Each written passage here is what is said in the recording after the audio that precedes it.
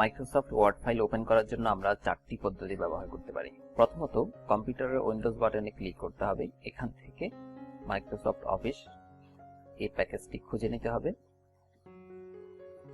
আমার এখানে 2016 দেখাচ্ছে, কারণ আমার এখানে 2016 ভার্সনটি ইনস্টল করা আছে। আপনার কম্পিউটারে হয়তো 2003, 2007 অথবা অন্য কোনো ভার্সন ইনস্টল করা থাকতে পারে।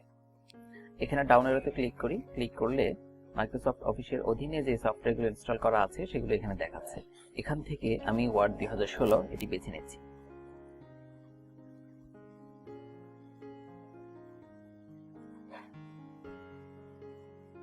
এটি ছিল একটি পদ্ধতি।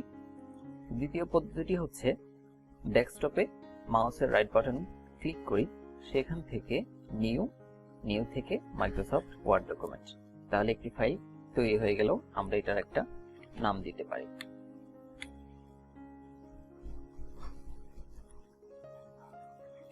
তিন নম্বর পদ্ধতিটি হচ্ছে উইন্ডোজের সার্চ বাটনে ক্লিক করা। এখানে ওয়ার্ড শব্দটি লিখি, তাহলে ওয়ার্ডের যে লিঙ্কটি আছে সেটি ওপেন হবে। এখানে ক্লিক করলেই নতুন একটি ফাইল ওপেন করতে পারবো। চতুর্থ যে পদ্ধতিটি আছে সেটি সহজ, তবে একটু সেটআপ করে নিতে হয়। সেটা হচ্ছে এই যে আমরা এখানে দেখতে পাচ্ছি ওয়ার্ডের একটি আইকন। এই আইকনে যদি ক্লিক করি তাহলে ওয়ার্ড ফাইল ওপেন করতে পারি।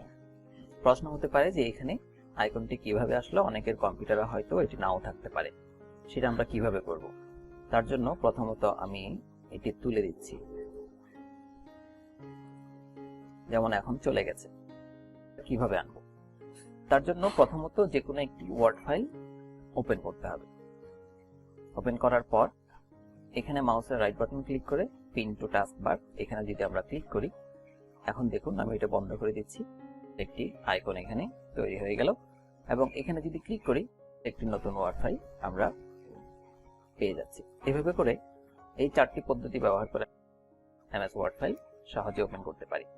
এখন আমি কথা বলবো এমএস ওয়ার্ড ফাইলের যে ইন্টারফেস, অর্থাৎ এই যে ওপেন করলে যা কিছু আমরা দেখতে পাই এখানে কোনটাকে কি বলে সেটা নিয়ে এখন কথা বলবো। এই যে অংশটা থেকে দেখছি এখানে আমরা যেটা দেখতে পাচ্ছি এটাকে বলা হয় কুইক অ্যাক্সেস বার, অর্থাৎ এখান থেকে আমরা কুইকলি যে কোনো কাজ করতে পারি।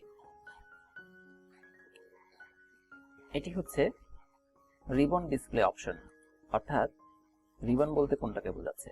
রিবন হচ্ছে এখান থেকে এই অংশটুকু রিবন। এটার তিনটে অপশন আছে। অটো হাইড চলে গেল, আবার যদি আনতে হয় এখানে ক্লিক করতে হবে। শো ট্যাব, শুধু এগুলো দেখাচ্ছে, অর্থাৎ এগুলো হচ্ছে ট্যাব।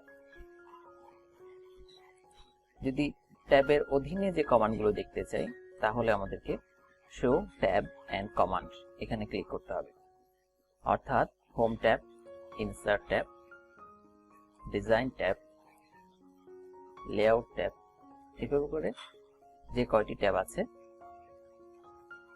এবং ট্যাবগুলোর অধীনে যে কমান্ডগুলো আছে এগুলো এক একটি কমান্ড, প্রতিটি এক একটি কমান্ড। এই সবগুলোকে, এই পুরো জিনিসটাকে বলি আমরা রিবন। কমান্ডগুলো আবার বিভিন্ন গ্রুপে বিভক্ত, যেমন এখানে পেস্ট এবং ফরম্যাট প্রিন্টার, আরো দুইটি কমান্ড আছে কাট এবং কপি। এই পুরো জিনিসটাকে বলা হয় ক্লিপবোর্ড, অর্থাৎ এটা clipboard command group. Font group, font command গ্রুপের অধীনে কি কি আছে? Font selector, font size, font বাড়ানো কমানো, এগুলো নিয়ে হচ্ছে ফন্ট কমান্ড গ্রুপ। এটা প্যারাগ্রাফ, এটা স্টাইল, এটা এডিটিং কমান্ড গ্রুপ।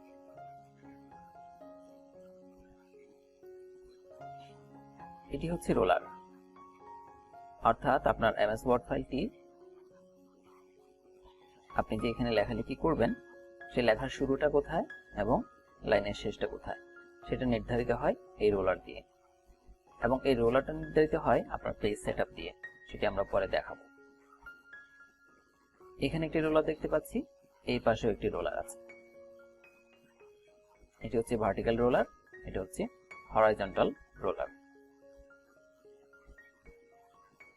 এখানে পেজ নাম্বার দেখাবে, আপনি যত পেজে আছেন তত নাম্বার পেজটি এখানে দেখাবে এবং টোটাল কত পেজ আছে সেটিও দেখাবে।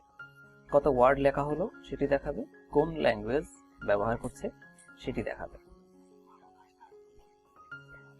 এটি হচ্ছে মোড, রিড মোড। রিড মোডে যদি ক্লিক করি এরকম দেখাবে। প্রিন্ট লেআউট, অর্থাৎ যে লেআউটে আমরা সাধারণত সবাই কাজ করে থাকি প্রিন্ট করার জন্য, এটি হচ্ছে প্রিন্ট লেআউট। আর এটি হচ্ছে ওয়েব লেআউট, অর্থাৎ একটি ডকুমেন্ট ওয়েবে কিভাবে দেখাবে সেটি এর মাধ্যমে নির্ধারিত হয়। আমরা সাধারণত প্রিন্ট লেআউটে কাজ করব।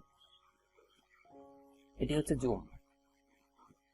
এই যে আমরা এটা যদি বাড়াই দেখুন ফাইলটি বেড়ে যাচ্ছে, আবার যদি কমাই কমে যাচ্ছে। জুম ইন জুম আউটের কাজটি সহজে করার জন্য আমরা সাধারণত কিবোর্ডের কন্ট্রোল এবং মাউসের হুইল এই দুটো একসাথে ব্যবহার করি, তাহলে সহজে ছোট বড় করা যায়। এই যেখানে একটি দাগ দেখতে পাচ্ছি এটা হচ্ছে মিনিমাইজ বাটন, অর্থাৎ এটা যদি ক্লিক করি নেমে যাচ্ছে। আবার ওপেন করলাম। আর এটি হচ্ছে ম্যাক্সিমাইজ বাটন, অর্থাৎ এখানে যদি ক্লিক করি ছোট বড় স্ক্রিনটি ছোট বড় হবে। আর এটি হচ্ছে ক্লোজ বাটন, এটির মাধ্যমে মাইক্রোসফট ওয়ার্ড ডকুমেন্টটি আমরা বন্ধ করে দিব। তাহলে ইন্টারফেস সম্পর্কে আমাদের ধারণা হলো।